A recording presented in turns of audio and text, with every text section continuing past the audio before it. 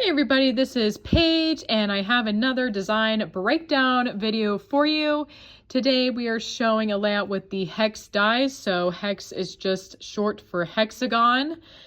And this layout was made by designer Jody, and I'm going to talk about what's working for this layout. So hex can be a little bit busy, but there's some things you can do to create a balanced design. So everyone can do something a little bit different, but I'll show you what makes this particular layout work.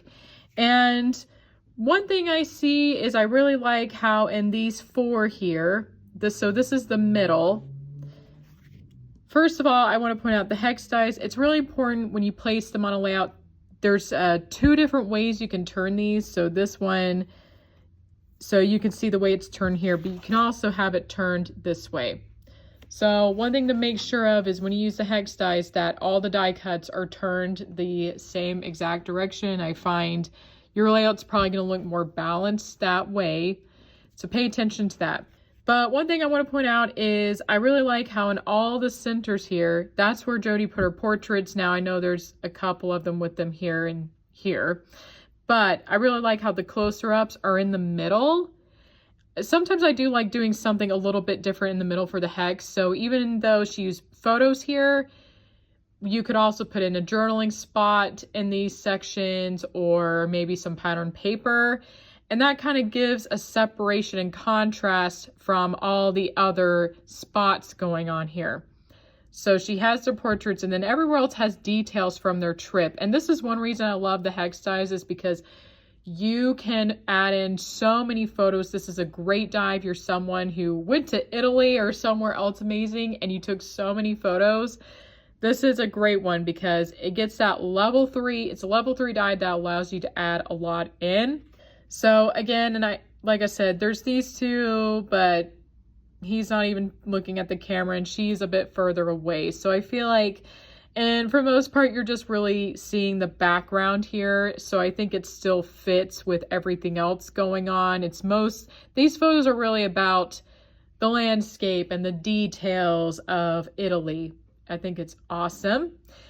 Another thing I want to point out here is she used the center section to contrast everything else. It's the only area with something solid. So no, it doesn't have a pattern paper and there's no photos here. It was a great place to add journaling. So this center spot really stands out from the rest of the layout and it makes it so the layout feels less busy. And I really love her pattern paper choice. Of course, it is really important when you're choosing pattern paper to make sure it contrasts your grid paper and your die cuts. We have this dark brown here. And you want to make sure it fits the theme. And they were in Italy. I feel like this pattern paper really fits. But at the same time, it has a romantic feel to the paper. It was meant, this is about a couple who just got married and they went to Italy. So I really think this was a great pattern paper choice.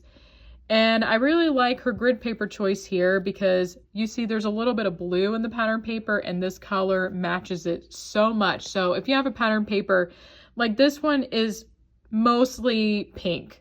It's mostly pink. Having a pink grid paper may have felt too much.